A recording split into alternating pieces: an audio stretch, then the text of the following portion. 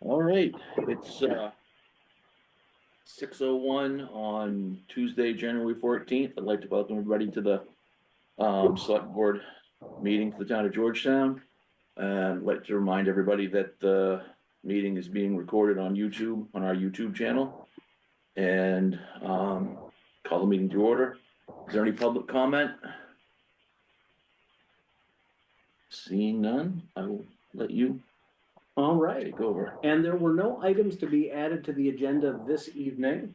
And we had no scheduled appointments, though we do have 4 abatements that were scheduled, so that's pretty close to a scheduled appointment. But the first item of business would be the minutes of December 17th. Move to approve. All right, And I'll second. all right, Everybody are all in favor? all right, 3-0.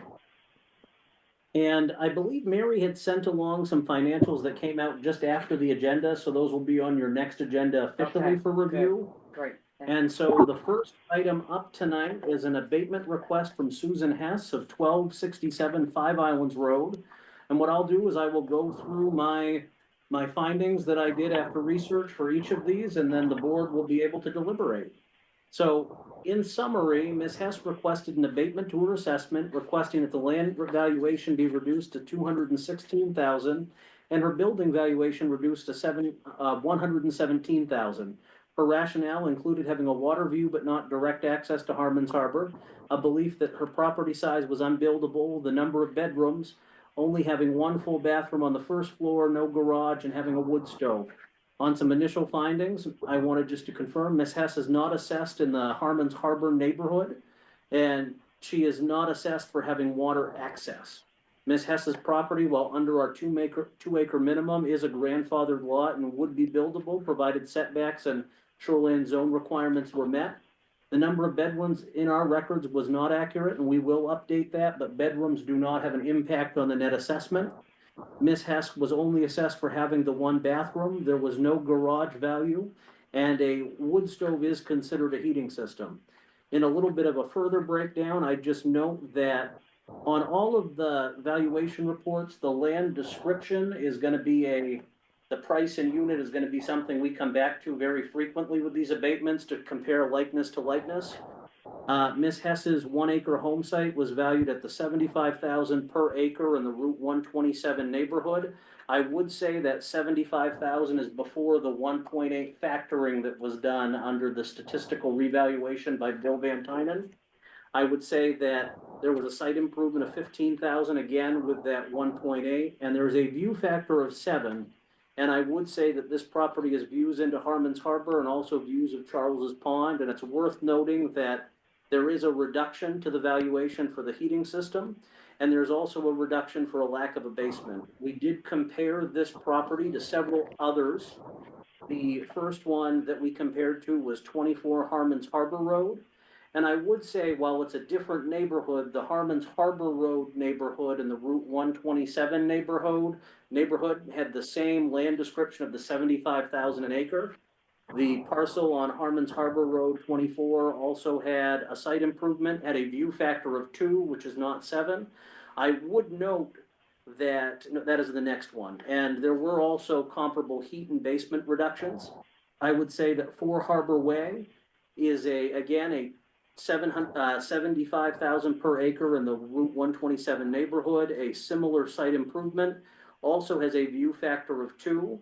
What I would note with the Harbor Way is that there is another building between the ocean and this one, which on the straight face test to me can see why it's a lesser view factor. And it also had heat and basement reductions as well.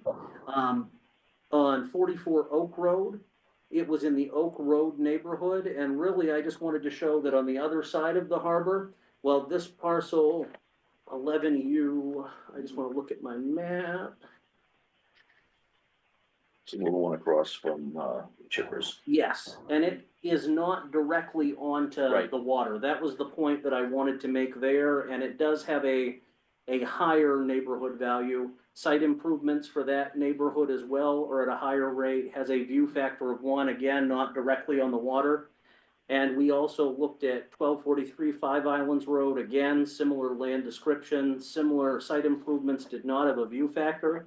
And so after looking at all of those properties and seeing likeness, my recommendation would be to deny the abatement. However, I do know at our last select board meeting, there were some questions about view factor before we tabled this. Mhm. And if the board would like to explore that further, I'd encourage a motion to send this one to Bill Van Tynen. Right, and I'll just jump in here. That was my concern. I wanted to deal with the view factor as noted in the abatement request and in the uniqueness of this property, and it would be my motion to send this on to Bill Van Tynen. We've got at least one other that I would anticipate, perhaps more, that Bill would be looking at directly, so that's my motion. Thank you. I'll second that. And that Okay. is seconded by John Collins. Is there any further discussion on this abatement request? There is a motion and a second. Everybody, I'm gonna, vote on it then. All All right, in favor? and I am seeing 2 in favor Yep. I'll abstain. Okay. and 1 abstention. And Tyler, we've got 3 folks in the waiting room, if we wanna let them in. please. Absolutely, thank you for Thank flagging that. Of course. With the TV mounted at an angle, I'm I gonna know, need I'm some. gonna just keep you up to date on who's waiting. All right, and that would take us now to our second abatement request. And Ms. Hess? Yeah. You are more than welcome to stay the whole evening if you'd like Am I to. allowed to ask a question? Sure. Okay, One of the concerns that I have with regard to the valuation is that, what I'm afraid of is anybody's gonna pay $500,000 to buy this. They're gonna knock down the house and they're gonna build something ugly and big. And it's the ice house. It has historic value. So my question, just would be, if I tried to, get this listed as a historic site, would that increase or decrease the valuation? Do you have I any have idea? absolutely no idea. That'll be a question that I will bring to the assessor when I send along the packet to Okay. inquire. Okay, Bill Van Tyning, our assessing agent, has been doing Georgetown valuations since 2000, the early 2000s. Trains assessors around the state, so if anybody would have that answer, instead of shooting from the gut feeling. And I am gonna mute right here. okay, thank you. That would be great. Absolutely. Thank you so much. Yes, thank you. Yes, thanks. Thanks. Take care. All right, and so we would now be on to our second abatement request, and I'd just like to note one correction to the agenda. I had inadvertently referred to it as an abatement request from the Susan Sheehan Irrevocable Trust of 2023. It is actually the Sharon Sheehan Irrevocable Trust, which was on all the packet paperwork, Okay. but I wanted to just reflect that for the record. And so the Sharon L. Sheehan Irrevocable Trust of 2023 at 21 Wright Road has a total land valuation of $1,348,200, a building valuation of $323,500. And the trustees of the trust request an abatement on their parcel, requesting a reduction of $340,000 in the land valuation. The Sheehan cited a recent appraisal completed in late 2023, where they were valued at 1.330 million cumulatively. And in a breakdown on the land description for that parcel, I would note that it is considered prime frontage in that neighborhood, which is at 715,000 an acre prior to that factoring again of the 1.8. I would note that this parcel also has 1 acre in rear land, which is at a much lower rate of 11,000 per acre. If folks could mute themselves, it would be appreciated. And so with that acre of rear land, I just want to note that while this is a lot, it does have a lower, and then when you get into rear land 2, there's another 0.18 acres, which is at 5,500 per acre before that factoring. And the site improvements in the prime frontage neighborhood are higher at 22,000, but that is consistent throughout. I would note that this property doesn't have a view factor. I wanted to flag that because as we look at different neighborhoods, different things get tagged.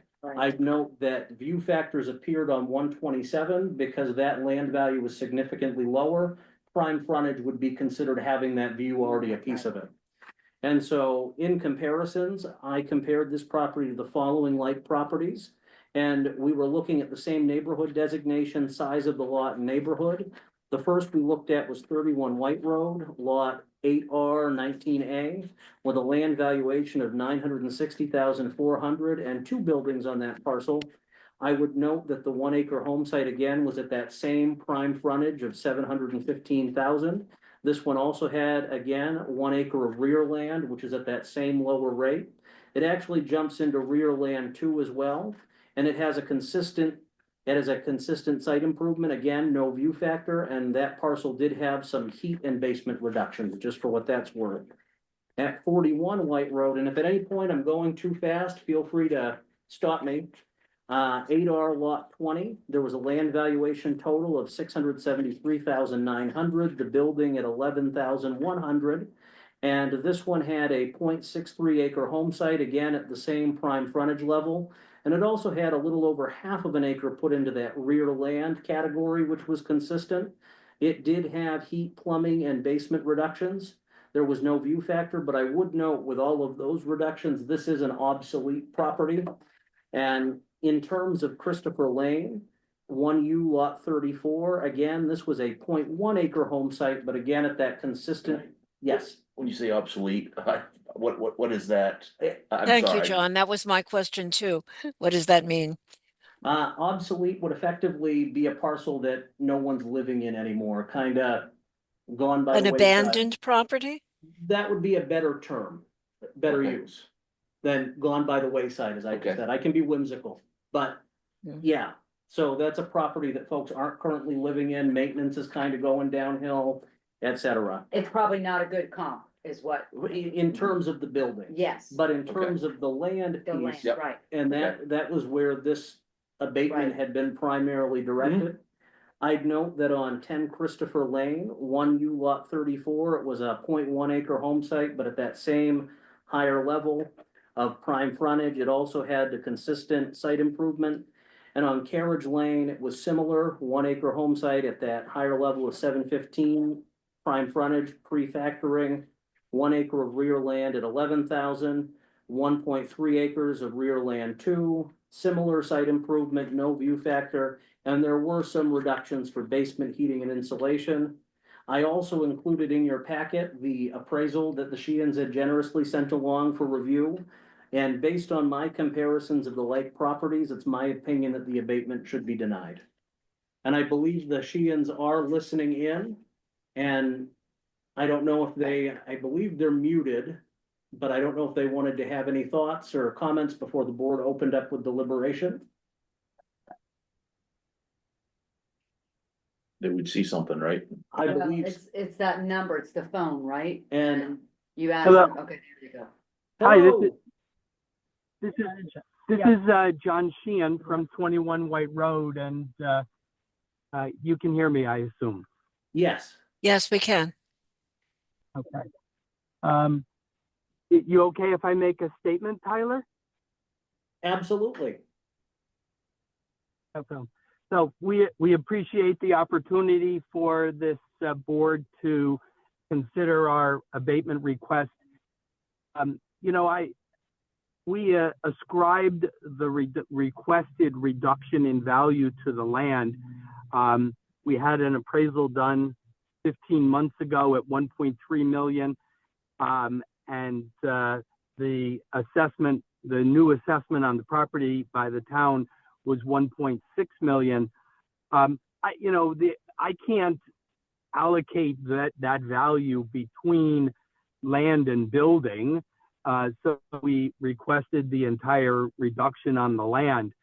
But the reality is that it was a third-party independent appraisal based upon third-party transactions.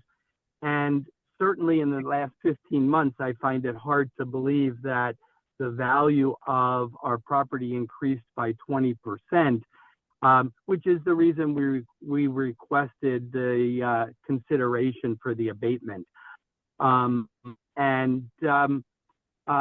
only other thing I would say is that that the house is 1,500 square feet. It's not a large house. The size of the house is limited by the fact that there's bedrock. Sorry, I was hearing some feedback, which limits the size of the septic system that could be installed. So, you know, those are the factors that led us to request the abatement. Thank you. Okay, thank you. Thank you, Mr. Sheehan. Thank you.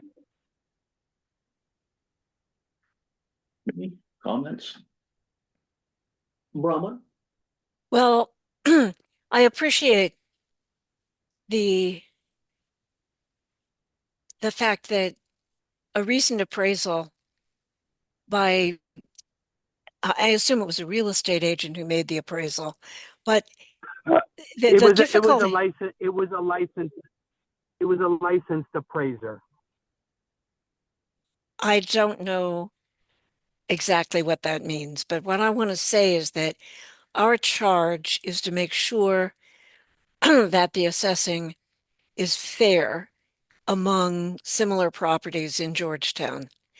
And none of us are clairvoyant as to the actual amount that anyone would get for their property if they put it on the market tomorrow.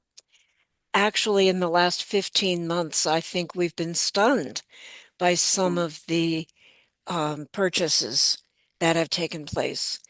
And we are trying to deal with the state's determination that our overall assessment was not at 100% of fair market value based on those sales. Some of those sales, particularly, that seem exorbitant to most of us. So I really appreciate Tyler's effort to compare the assessment on properties that might be considered comparable in all the objective ways that we can compare properties. There's always a subjective factor. A real estate agent once told me that buying a house is an impulse decision, which is kind of hard to believe at the amount of money that's involved. And yet, I know that to be true personally. You fall in love with a place and you want to buy it, or you don't love it and you won't buy it. So it's a crapshoot in that way. But in terms of looking at properties in Georgetown similar to your property and realizing that in all of these cases with prime frontage or water views, the land is the primary value. I have to say that the comparisons Tyler has shown us appear to me to be valid. That's my comment. Thank you. So, any more? So the actions, we could either approve the abatement, we could deny the abatement, we could table it for further consideration, or we could send it to Bill Van Tynen. I would, say we ought to, deny the abatement. Judging by the other stuff, the comparable stuff and everything there, comparable properties. Do I need to make a motion then, or?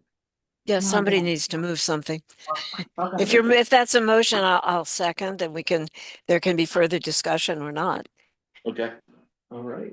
So, but second, any more, discussion? No, So, all in favor? all right, that is 3-0. Thank you very much. Thank you, And Mr. Van Tynen, for coming and speaking. And we will be getting letters out to folks about the actions we take tonight. Even though folks are here tonight, they still will get notified in writing about the decision.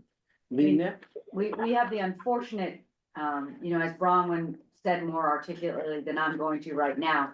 We're obligated to try to bring Georgetown back into compliance on Right. Addressing these abatement requests. And as much as we'd like to concede and allow for everyone, we have to be fair across the board in how we do that. And I join Bronwyn's thanks to you, Tyler, because I know it's a lot of work to assemble the comps to help us make the decision. So thank you. Thank you.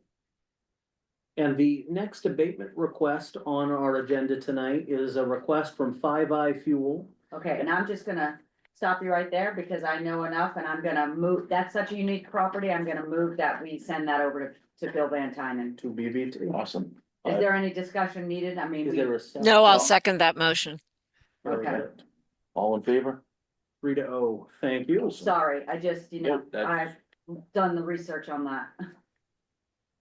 And so the last abatement request on tonight's agenda, though not the last one we'll be dealing with this month, is from Frank Woodruff, the new owner of 6 Pilot House Lane. I do want to note that the owner of record in our system is still Michael Donovan. That'll be updated after an April 1 sale or April 1 assessment date. So, and I did confirm with Bill Van Tynen that we could have Mr. Woodruff still submit the abatement, and case law is on his side. So just to make sure all those Ts are crossed and Yeah. dotted. I'd note that at 6 Pilot House Lane, the land we have assessed at 1,248,800 or $1,248,800, and the building at $216,800. And in summary, Mr. Woodruff recently purchased 6 Pilot House Lane this past November for approximately $415,600 less than our current assessment from Michael Donovan. He believes that the sale price of $1,050,000 is a more accurate reflection of his property's value. And in breaking down the land description for 10U Lot 12, there's a 1-acre home site in the Harmons Harbor neighborhood, and that one is up at $660,000 per acre prior to the factoring of the 1.8. That parcel also has 0.19 acres of rear land designation 1, which in that neighborhood is 8,800 per acre. It has a site improvement of 22,000 and a view factor. And in comparing the properties to like properties some of the factors we looked at was neighborhood designation, size of the lot and neighborhood, and they included 4 Pilot House Lane, which is also on the Harmons Harbor neighborhood. It is at the same 660,000 per acre, though it is a smaller lot, a little over a quarter of an acre. It does have a site improvement of 22,000. I will note that one does not have a view factor, but it does have basement reductions. And on 7 Clark Lane, it was another quarter-acre lot, so it's smaller, but we're again looking at that land description where you get to the 660,000 per acre in the Harmons Harbor neighborhood. There is a site improvement on that parcel as well. No view factor, but there were reductions for basement. We also looked at 2 Pilot House Lane, and the land valuation was $1,013,400. The building was $498,600. That is a 0.37 acre home site, again at that Harmons Harbor neighborhood of 660,000 an acre, site improvement at 22,000 and no view factor. We also looked at 41 Nathaniel Way, a little over half of an acre at that same designation of 660 per acre, Harmons Harbor neighborhood. Prior to the factoring, it does have a site improvement that's comparable. There are heat and basement and insulation reductions.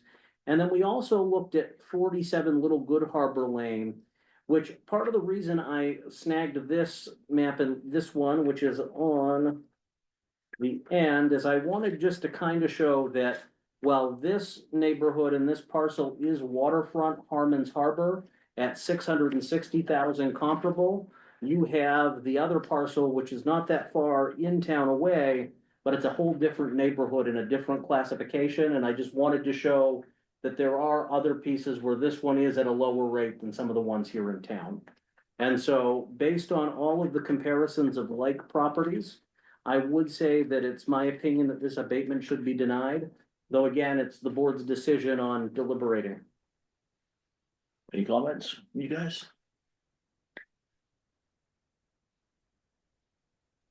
No comment, really. And I believe Mr. Okay, Woodruff is here. If. Can you hear me okay? We can. Yes. Yes. we can. Go ahead. Okay. I guess my only question was, I took into consideration what the lady said a few minutes ago, that really the purest form of an appraisal is a recent sale. And so I'm questioning, I paid around $1,050,000 for that, and you guys have got it appraised for $400,000 more.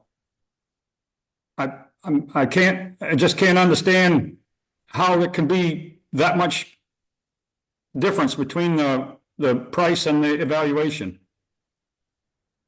I don't think I said that the purest form of assessment is the recent sale. I said that's what the state bases our valuation on, within the last year, the sales within the last year.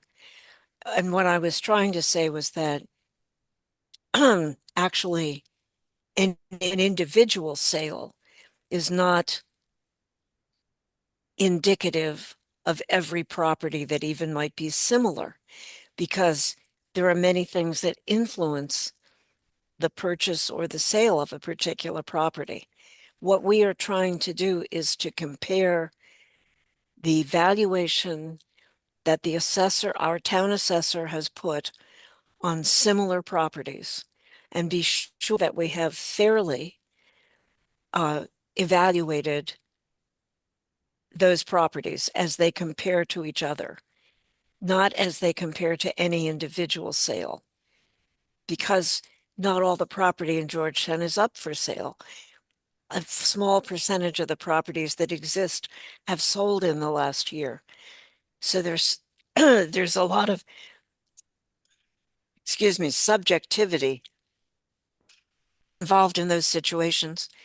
And what we're striving for is objectivity based on the amount of land, the situation of the land, the view factor, water frontage, and other objectively observable factors about the property.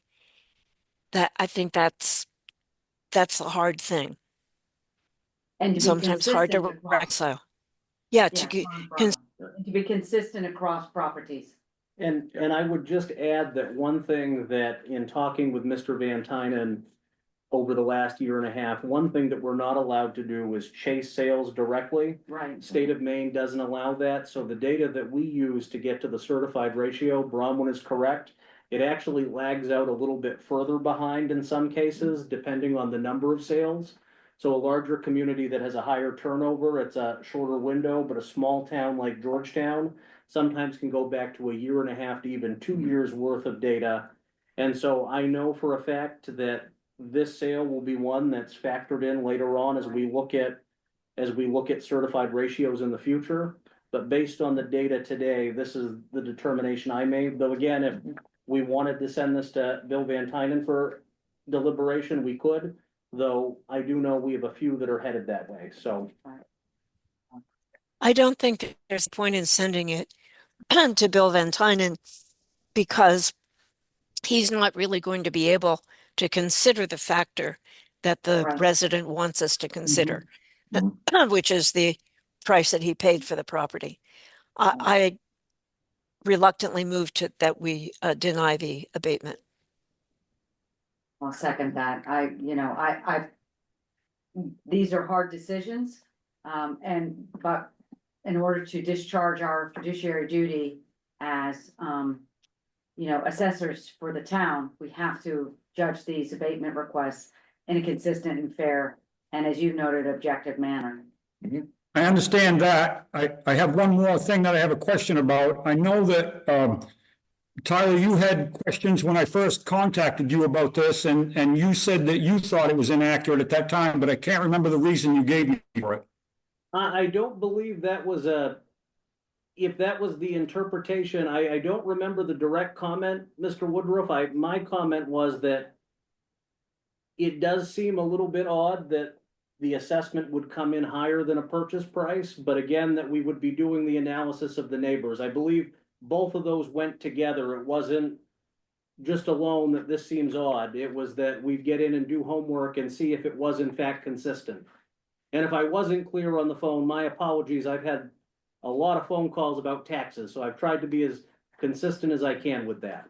You did a great job explaining it to me, but that was a month ago, and I'm afraid it slipped my mind. I do remember you had a question about it, and that's why I want to try to see how you came from having questions about it to being okay with it. And it's not like it's 40 or 50% higher. than the price I paid for it, the evaluation. And if you guys could kick it back to Van, and maybe he'll be able to shed some light on it. That, it, compared to the rest of the stuff on there, it's comparable with them, so, I'm agreeing with you guys as far as in my Okay. mind, so, no, it's just, it fits with the other ones in the place, yeah. And so. So- Well, I appreciate your time talking to me anyway. Thank you. Okay, thank you. Thank you for coming in. My understanding is the ones that we're sending to Van Tynen are the ones that are unique or that Yes. are, Right, you know, correct. that we don't have good comps on. Yes, I mean, Yep. I think just in general, for those who are listening, you know, I'm the new kid on the block here to the select board in this assessment process, but you know, there are a lot of people who are reacting to their valuation, Mhm. and their increases, and so we have to, be consistent. yeah, we have to be consistent Correct. and, you know, and as objective as we can, given the comps, and so there's going to be a lot of people who are disappointed with Well, this process. I've been lucky because we haven't had any reevaluation since I've been in, and this is probably the most abatements we've had Right, since I've been in Right. the Right. office, so it's, right, they're doing the home. Mary and Tyler are doing the homework and finding the stock comp Right. stuff, and that's what we're right, dealing with, Right. so. okay. So there was a motion and a second, but no Yep. vote. So with that said, is everybody ready to vote? I'm in And that is- favor, all in favor? 3-0. And with that, that would complete our assessing projects for this evening, though we will have another round of this in 2 weeks. And so now I would get into correspondence, and I will just go very quickly through. If anyone has questions, don't hesitate to stop me. The first item came from the Department of Interior, a letter regarding some federal mapping that is underway for the Chaffey Coastal Barrier Resources Systems in several states and the Great Lakes. And I just let folks know that the Little River in Georgetown is what gets us onto those maps. Yeah, okay. The Maine Department of Agriculture, Conservation and Forestry had a good submerged lands newsletter. Georgetown having some of those submerged lands, just a good background briefer to catch folks up. I would note as well that mandatory National Incident Management System class that we've talked about a few times over the last year is now finally making an in-person trip to Bath on February 13th from 5:30 to 9 p.m.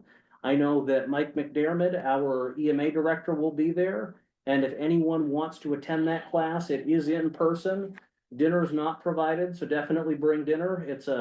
You'll want to have a full stomach for that one.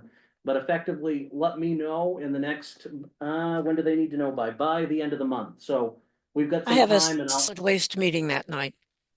I have a solid waste committee meeting that night. well, Will I not will be take- there. Okay, I'll make a note of that, but if anyone else, let me know by the end of the month, I'll bring it up again at our next meeting.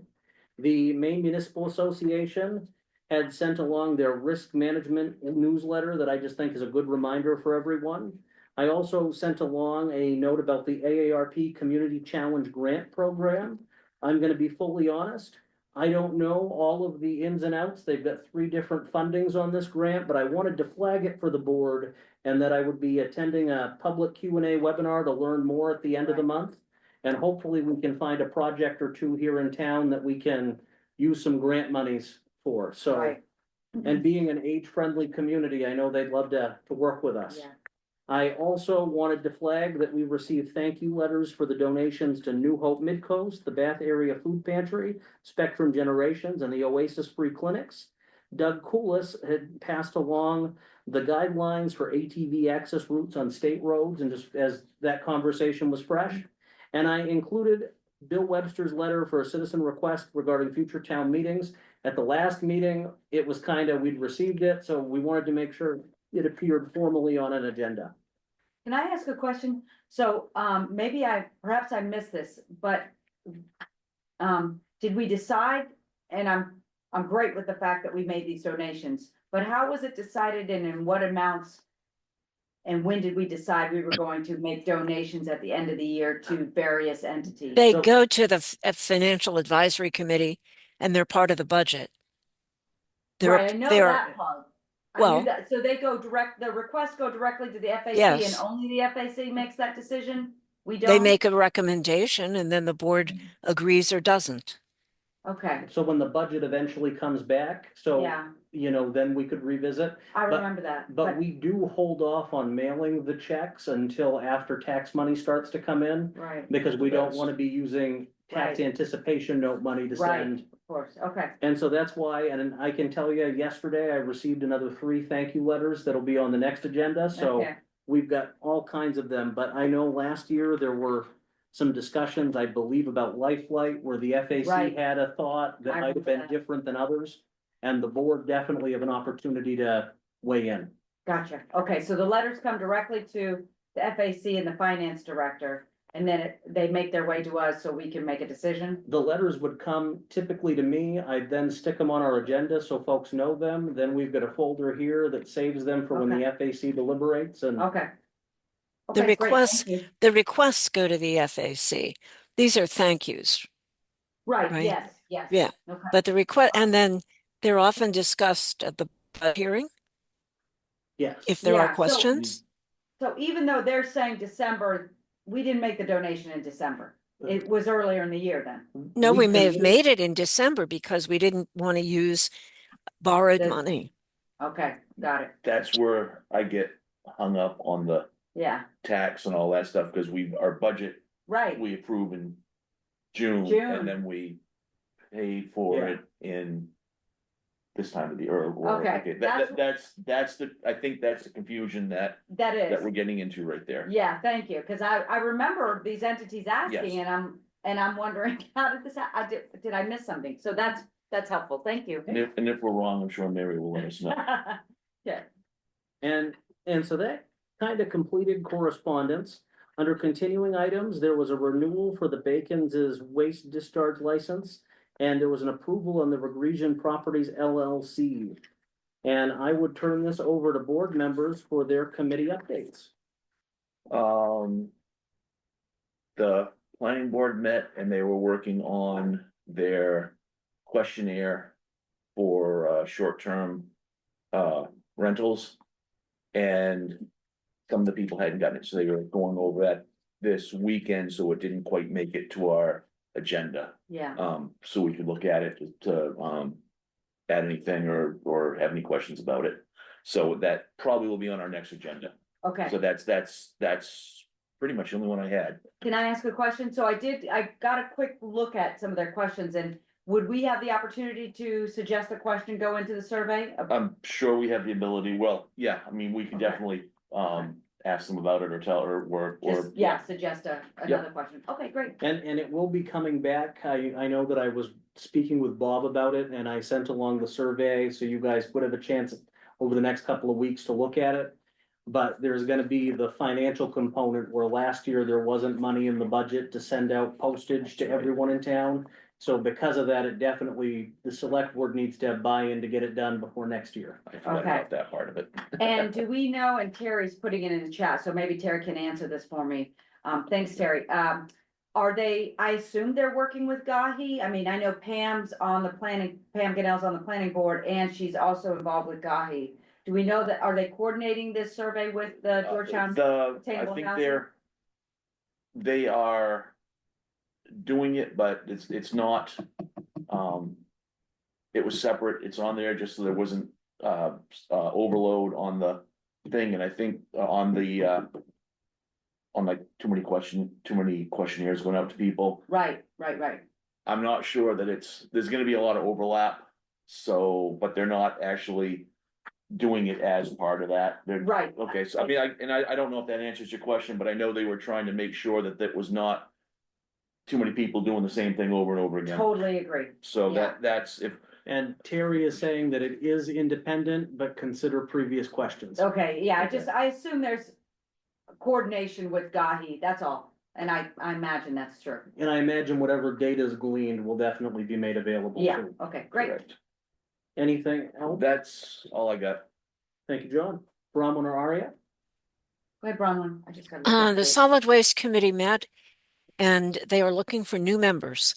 They have decided that they need new blood, new perspectives, possibly younger people, in that everyone on the solid waste, oh, excuse me, solid waste committee has served for about 15 years. They enjoy it. They do not want to quit, but they would like to recruit some new folks. And in that vein, I think that a small article will appear in the Tide, but they'd also like the select board to know that and the town office to know that and to be encouraging people who might be helpful on that committee to apply, to volunteer. They also are working to develop some questions for the town attorney in relation to their last attempt to revise the ordinance, which met with quite a bit of objection.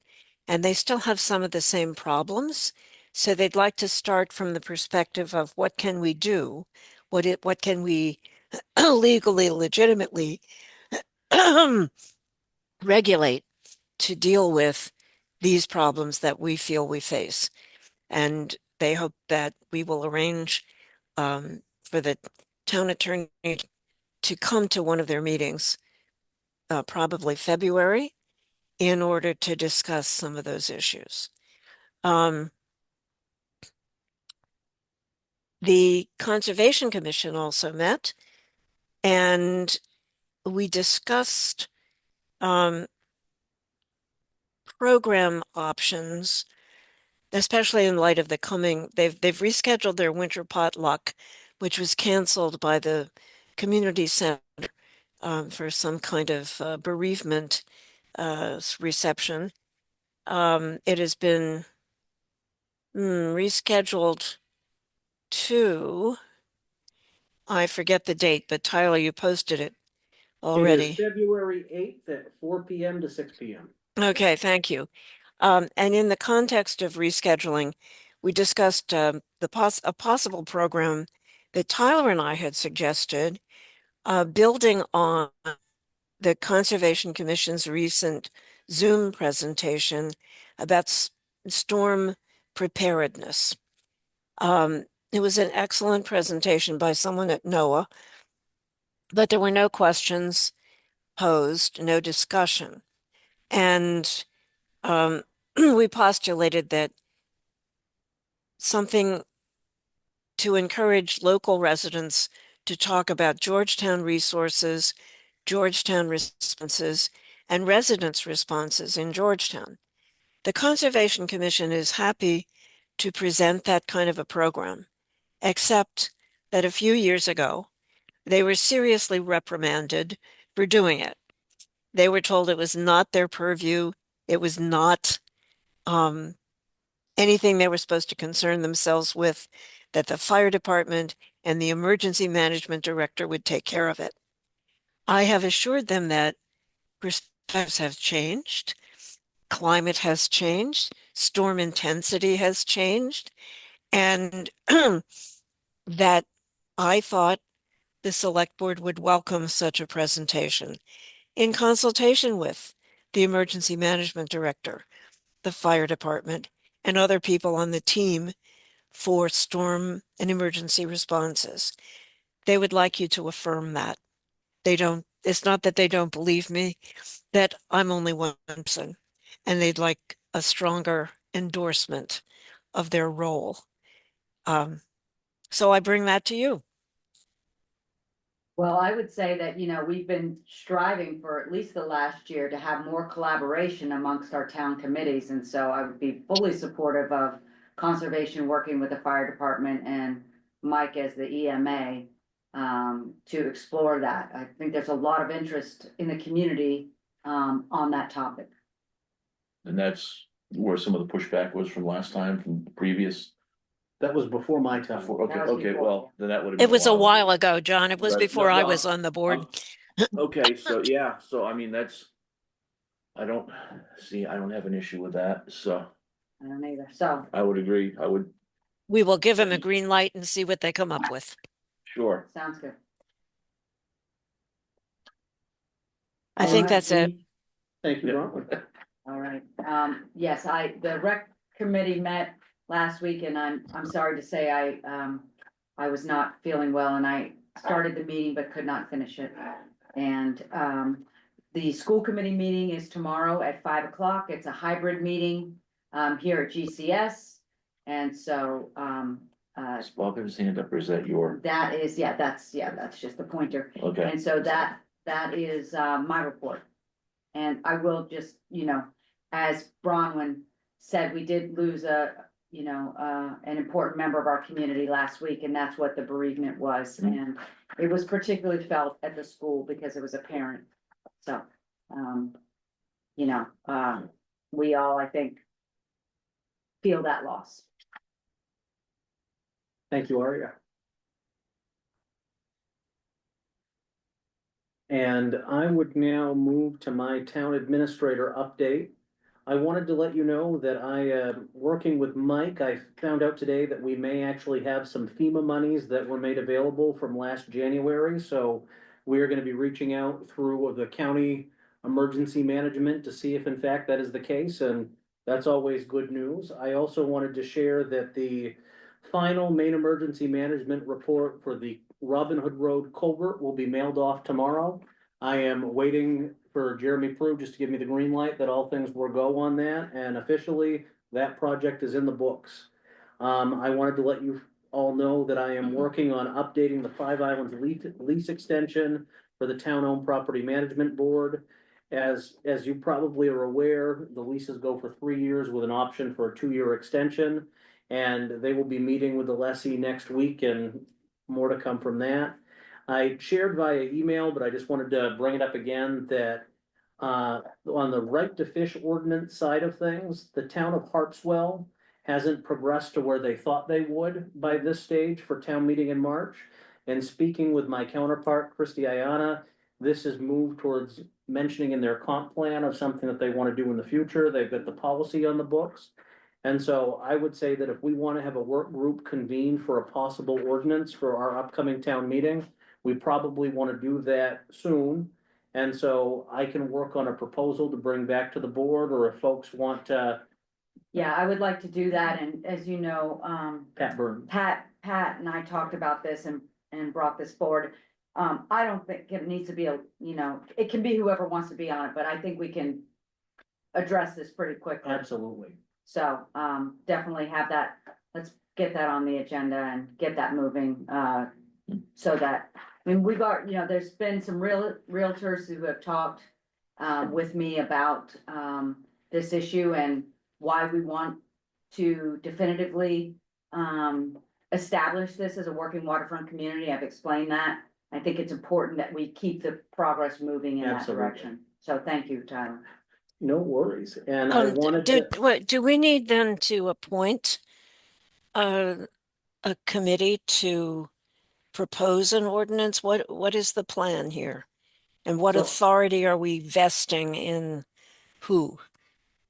So I think that either the select board could work an ordinance themselves through the process, so that would probably be some good conversations amongst us and then the office working on drafts. I also think, though, it would make sense to convene a group of stakeholders as well to be a part of that discussion. Yeah. And those are the right questions to be asking, Bronwyn: who, where, when. We know the why, we know what we're looking for, but I don't think we that- do know what we're looking for. I'm very uncertain about that, but I think that there needs to be a concrete proposal so that we can understand, accept, or point out the flaws in it. So That's why don't just, we? Yeah, go ahead. no, I'm done. I just Okay, so want to know what's happening next. why don't we, so we'll bring it back as an agenda item. I propose we bring it back as an agenda item. And then from that point, we can establish a working group. But I know that Pat wants to be part of it. Right. I'd like to be part of it. And we can invite other stakeholders. So what I can do is for the next meeting on the 28th, have a proposal that we can, at least on convening of a group with what Right. the goal is, not, okay, and then kind of go from there. yes, And then we can also decide if that proposal needs to be improved, or hey, no, we don't want 7 people, we want 4, or you Right, know, we wanna also include this, so I just had said that I would be touching base with Christie around the new year. And yeah, I thought Harpswell would have a right, bang up job ordinance that we do not have now, so I just didn't Right. want the conversation to get lost. don't worry, I was gonna bring it back up for the end of the month, so thank you for doing that, cause I had gotten your email. Thank you, Aria, and I wanted to let everyone know that we will be closed on Martin Luther King Day on Monday. We do have a couple other abatements that have come in since, 3 of them, and I imagine we may get 1 or 2 more based on some phone calls. And just so everyone here knows, I will be remote tomorrow, getting my breaks done in Harpswell. On Thursday, I will be at the county managers, administrators, and select board chair for Bowden, because they don't have an administrator or any of that, up at the county courthouse at 2 p.m. So I'll be available before then, and give me a call after if anything comes up. And we've already touched base about the potluck. I wanted to mention that we've been exploring a little bit of conversations with the fire department about utilizing a room at the Five Island Station for possible storage of some records that here in our closet are just getting way too cramped, and quite frankly, there were some folders in there we have to keep in boxes from the 70s for another 30 years that have not been looked at in 20, so let's find an airtight, watertight place to keep them safe. So with that, I would say, you know, that is my report, so I will quit filibustering. And next up is Brian for the fire chief's update. You got a waiting room. Oh, and we do have a waiting room. Thank you. And I can actually put the TV back. Okay, yes. Hello, Brian. Hey guys, Right. He's adjusting the TV presently, so that's all right. there you go. Right. Well, I don't have a huge update for you guys tonight, but I do got a couple things for you. So we had our started off the year strong. We had 6 calls in the first 2 days of the year, which Oh, is a bit much for us. And even though it's only the 14th right now, we've already had 11 calls for the year. So we're starting off hitting the ground running for the new year, but hasn't been too bad so far. But hopefully things will settle back down into our normal call volume. We did our annual mandatory training on January 4th. Had a great turnout. Had a really nice training day. We got most of the department CPR certified, and just got caught up on all our state mandated trainings. So we welcomed in 5 new members this year who have joined in the last month or so, and so they're all hitting the ground running. We're getting working on getting them all trained up, and getting them ready to respond as full-fledged members. It'll be quite the process. I mean, it is for anybody, but before they're ready to be turned loose, it'll still be a couple months, but they're all really excited about it, and I'm excited to have them. So we're That's looking forward to that. that's great. Is that Yeah. a result of your speechifying and showcasing? A little bit there. Strangely, the message board we put outside the building, I think actually brought a few of them in too. But we'll take it. So yeah, we're looking forward to that. They're all great folks, and we're really glad to have them on. So we'll get them to where they need to be, and then they'll be here. So so we got some new folks in there. As far as vehicles go, everything is running and in service just like it should be right now. So that's been kind of nice. We had our engine out of service for quite a while last year, but that's back to full in service. So hopefully that will keep going the way it is for a while. And so let's see, upcoming in the future, I got a couple things that we're looking at right now. You guys get the contract. Did you guys get a chance to look at this today? We're working with City of Bath and the town. I know it's out at the lawyer's office, and I didn't hear from Tyler today, so I assume it's not back yet. But they're looking into that to have the City of Bath ambulance service be our backup, just in case we need either extra trucks or can't get someone on the road for our primary response. So we're working through that. Excuse me. And yeah, we're also looking into another public kind of conversation discussion coming up probably next month. I thought the first one went really, really well, and we had in December. I was really heartened by the amount of turnout we had and the amount of feedback. I thought it was an excellent discussion, and I'm looking forward to doing something like that again. This next one coming up here, I'm thinking the topics will be kind of what the future of the ambulance service will be for the town and the department, what people are looking for, expect. We can go over some stuff like that, and so we're going to talk about possible staffing in the future at maybe a level, if we do it or not. These are all things I'm open to discussion on. So want to get that kind of information out and talk about possibly the future of doing billing for ambulance services in town. So I think that's going to be a good conversation to have, and I'm just looking for the feedback. So we'll start spreading the word out here in the next week or so and get the word out so we can have a whole bunch of folks to show up here. Yeah, Bronwyn.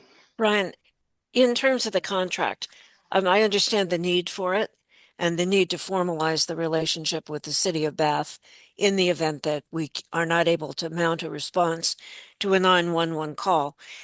I don't quite understand paragraph 3 about billing. Okay. I understand the base charges, 400 or whatever if they provide a service when they get here, 250 if they don't.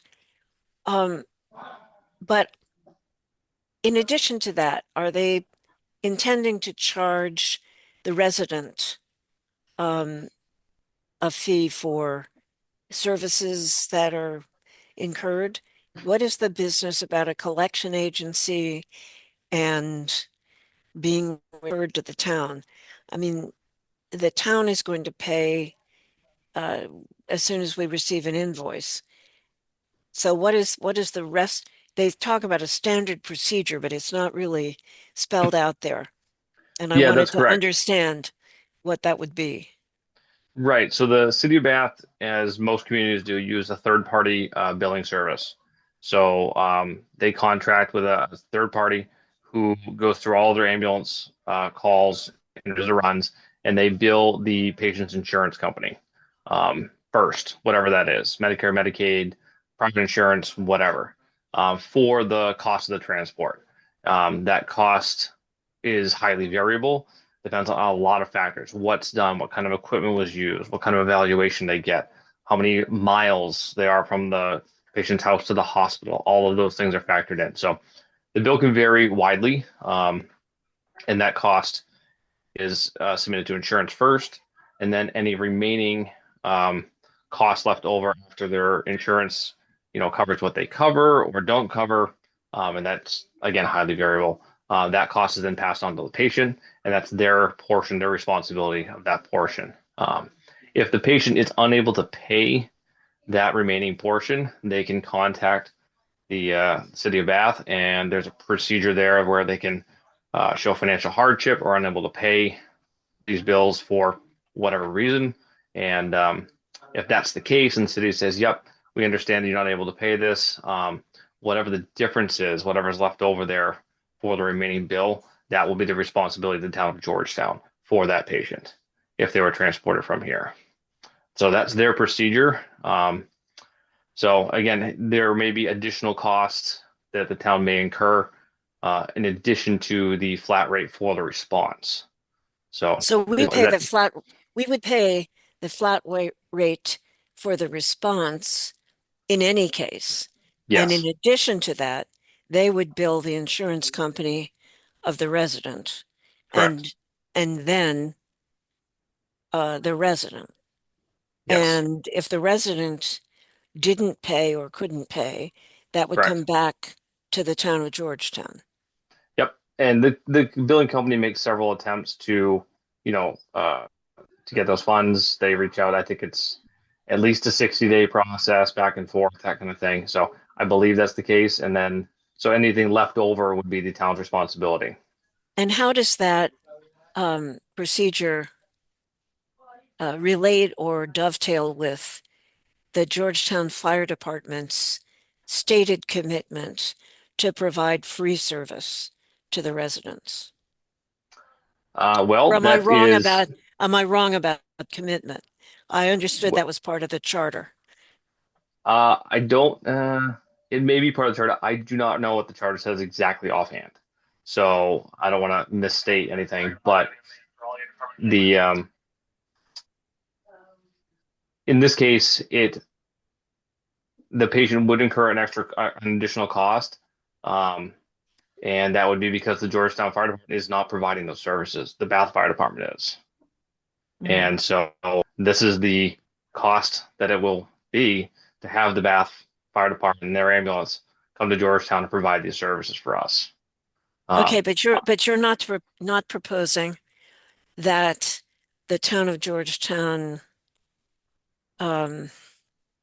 automatically pay whatever the copay is for the patient. That could be an option. If there was anything left over after insurance and the out-of-pocket costs, if the town of Georgetown chooses to then take that cost on and pay for the remaining cost of that to the city of Bath, they could opt to, I suppose you guys could opt to do that. That's not something that is part of this contract. This contract just states that the town will be responsible for anything the patient is not able to pay. Okay. Thanks for clarifying that. Yeah, I hope that makes that more clear. It does. And that- It's very clear in the document, but Yeah, That's there's a lot something not like- said that is kind of industry standards, I guess, the kind of thing. But for me, it makes sense, or it's regular, but not for you guys as much. So That's something you were gonna talk, that you were mentioning in that conversation or the get together meeting, whatever, next month, or that you Yeah, that mentioned will- something about that. yeah, we can absolutely bring that up and talk about that at that meeting. That would be a great place, great venue for that. This contract has been as is approved by the city of Bath, as far as I know, with their city council, and they're kind of waiting to hear back from us. So it's kind of the balls in our court. We can discuss as needed. I've had some discussions with the finance director about how, if that contract were to go into effect before next budget year, we'd have to find a place to fund that from, because we don't have a budget line for them right now through the fire department, through the town otherwise. So the funding mechanism is part of it, as well as the fact that Georgetown residents would be getting a bill for ambulance services, which traditionally, historically, they have not. And that is a big change. I hope that it would be the very least amount as possible. I can say that in 2024, Bath responded to Georgetown 7 times. I don't know necessarily if they transported the patient every time. And that's the highest it's been. Year before that it was 4, year before that it was 3. So it has been increasing over the last few years. We're hoping with some new members, once we get that going, we can keep that to the lowest number possible in the future. But that being said, I feel it's my responsibility to make sure that if we can't get a truck on the road or the people at the door, that somebody is coming in a very appropriate time frame. And that's the most important thing that I'm working for here. So do I want to spread more, have the patient incur more costs out of pocket? Absolutely not. And because it can be very expensive. So I want to make sure that this is a partial solution, and so brought it to you guys for discussion and consideration. I mean, it's Well, basically an emergency decision. It's an emergency response. It's not the chosen response. It's when we can't mount a response, so that you dial 911 and we don't have anybody to send. Most of the time that Bath was responding to Georgetown in the last year, it was because we were already on another call. And we just didn't have the personnel to respond to 2 calls simultaneously. There was one instance where they came down where we did not have a response. No one responded from Georgetown. And that's what really set the balls off for me, that it's our responsibility to make sure somebody is coming at some point. And I do not want to have another situation where somebody has to make a decision that's not part of the chain necessarily. Dispatch was great. They just kind of handled it because there were excellent professionals up there, and they made sure someone got here. But that was not the ideal situation. We want to have something, written down in place, ready to roll in case we need it. And, this is what was discussed at the December 5 open house, that this is where we are now in our emergency operations. There's, on a rare occasion, which we hope won't continue to be less rare, we will have a situation where we need this backup. And we don't have anywhere else to go with that need. So. Yeah. That's why it's important for you to get the word. That's why it's important for you to continue to hold these informational sessions so that the community doesn't wonder why why Bath is showing up and people are getting charged when for many years Georgetown didn't charge.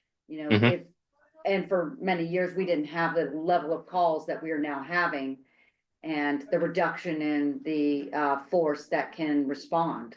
So all of those are important factors that the community needs to continue to hear from you as fire chief and your team at the department.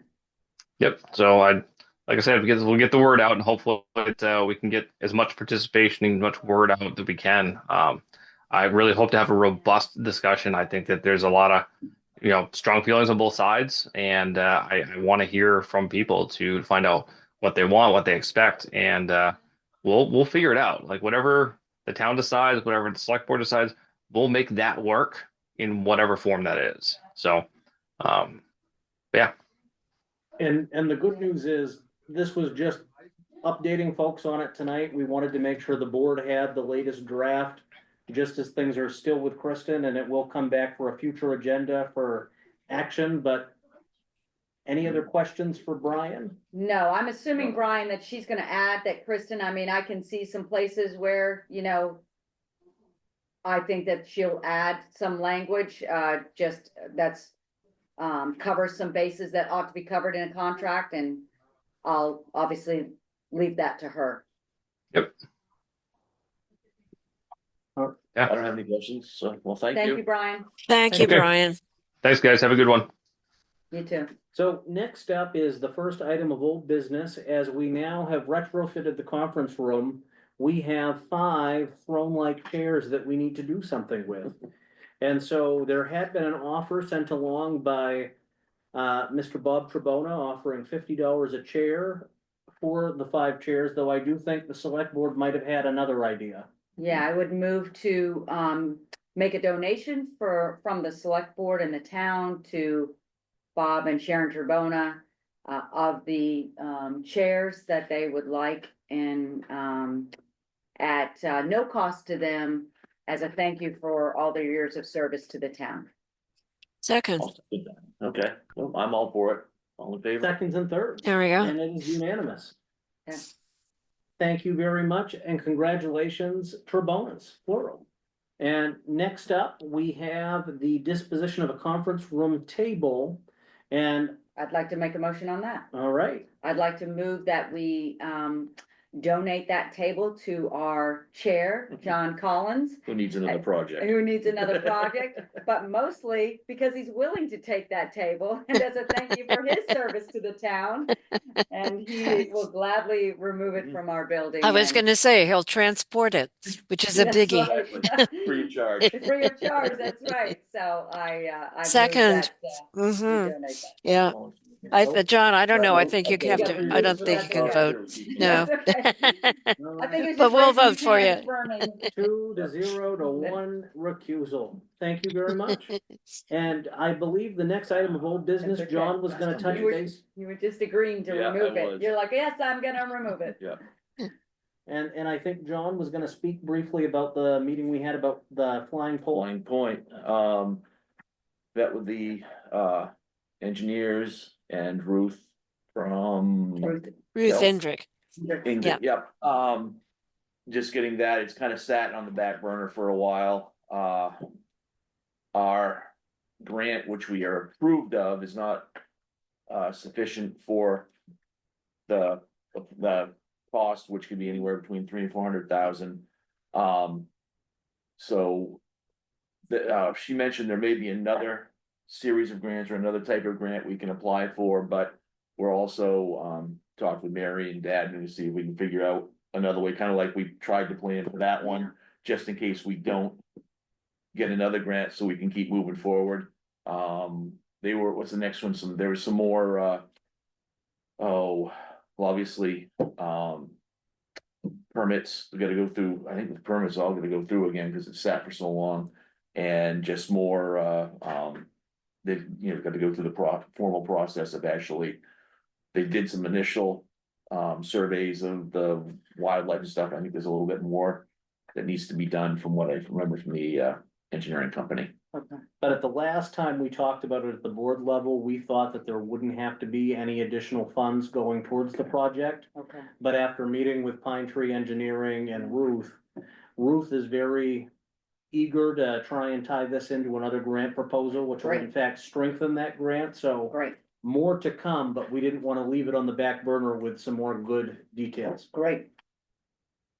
And I learned a new word, scouring. It was great in the Okay. context of up there at the culvert, but I digress. Thank The old business is now done this evening and we have 2 items of new business. I had a recommendation that I sent along to create an ad hoc town report committee. I could discuss that, or we could, if folks are ready, we could make a motion or we could go from there. I would say we are deficient on not having our town report. This has been a multiple administrators thing going on. I would like to fix it. I would say that with us trying to fix it, we're not at realm of the penalty. The memo included what the law clearly states needs to be included. And there are also some other fun things you can include in town reports as well. And I would say that the law requires that the report be available at least 3 days before our town meeting. So we would have a good target of, Right. hey, Okay. this is gonna get working. As the town administrator, I think I would be the person that would staff this committee, help Right. meet their needs. I think 5 to 7 members would be perfect.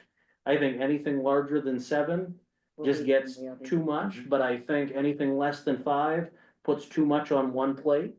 And just in terms of budget, I had previously said we had money in a reserve fund. That is not correct. We've been accruing the money every year. And Mary has taught me the difference, but effectively, there are $14,600 available to get this done. And I think it's very exciting to get caught back up. Okay, and do you have any volunteers? Not yet. Okay. Though I do know a couple of folks that when they Yeah. ask, I like to say, hey, if there was a committee, would you Right. serve? I think John Hens would say yes. John would say yes, I think. He's pretty busy, but yeah. Does that need a Well, motion? I'd like to move that we authorize Tyler to go ahead and form such a committee and that they get started working. In the past, I would say that committee chairs have been asked to submit reports. And I don't know, Right, given the number of years that have lapsed, how many chairs would have changed over. But you might at least want to do something like that for the I current do. situation and just do a catch up for prior years. And I hope that you'll consider a cheaper format than the ones that were bound in 8.5 by, no, they were 5 by 8 booklets.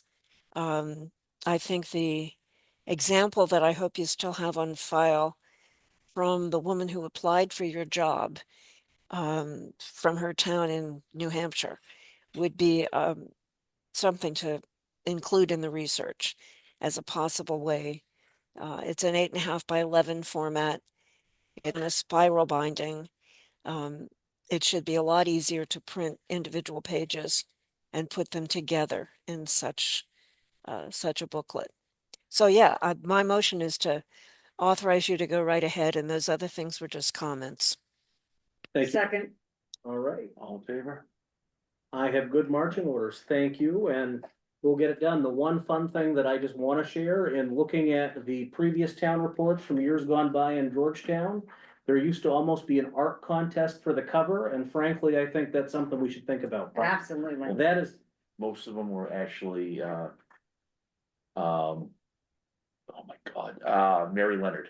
Yeah, She used to do most all of those. It was like every year, it was another little picture someplace in town. and if you peek up at my desk, I photocopied a few because they're just awesome. That's So, great. I am a nerd. And the Yeah. last item of business that we have before us was a request from Pam Gunnell, though I do want to just state, that this is something Ari has also raised with me about trying to get our select board meeting packets available to the public in a better way. And so I would just share, I've spent some time thinking about this. I think transparency is always a good thing. Yes, I think that our website gets a great deal of traffic. It would be very easy for me to create A link. I could have a page that was select board, come up with a good title, but effectively meeting documents, et packet. cetera. I would say there are some things that I don't think should go in that packet. For instance, draft minutes. Today, we Right. even saw where Mhm. things get changed around a little bit. right? I also just want to say, from my perspective as administrator, I typically get a packet out to the select board on Thursday. I would, at least as we start this out, ask if we could have the packet posted on Mondays, the day before a select board meeting. Because I'd like to give the select board time to be able to dive in and, I- read through yeah. everything before you get questions on the phone about, what are you thinking about this? So, Yeah, I'm in support of Monday, Tyler. For one, for those of us who are working and serving on select, I mean, we don't have the time until, for me, it's always on Saturday that I start taking a look at that. Unless some miracle happens and I can take a look at it on Friday. So Monday works fine. Mhm. And, to start with, I mean, this is the first time we've done that. right. Put them on there, so people are going to be, I think, satisfied that we're even doing it. And so it's a day before the meeting, it's not 10 minutes before the meeting. Right. And I will say that I did speak with Bronwyn a little bit about this, and I do think that one of the thoughts I have on that page, just to keep it user friendly, I would leave up all of those documents until the next relevant Monday. And then we take things down. We still keep it all on Right, file. If sure. anybody wanted to go back and Right, ask for a copy of the Hess abatement packet, that's a Right. public document, I can recreate it. right, But I don't wanna leave right, a year's worth of stuff taking up storage on the website. right. It will slow your website down if we do that. And it's already slow. Yeah. All right, So are we good on giving this a trial run for the meeting on the 28th, meaning that we'll have them posted the 27th? I would move that the town administrator begin as soon as practically possible, posting the select board meeting packets with public information, again, not to include draft minutes until those are ready for publication, every Monday prior to the Tuesday meeting, or every day, if we have to change a meeting, the day prior to a scheduled meeting. It's good to me. Yep, Second that, I okay. guess. right. Everybody in Favor? favor? All right, and that is 3-0. And so with that, that completes the business that we had before us tonight. We had quite a bit. There are a couple of items for signature here at the office. I have the abatement applications for Woodworth and the Sheehan Trust that we will need to have folks sign. And with that, I turn this back over to you, John, for public comment. Is there any public comment? That's like Bob.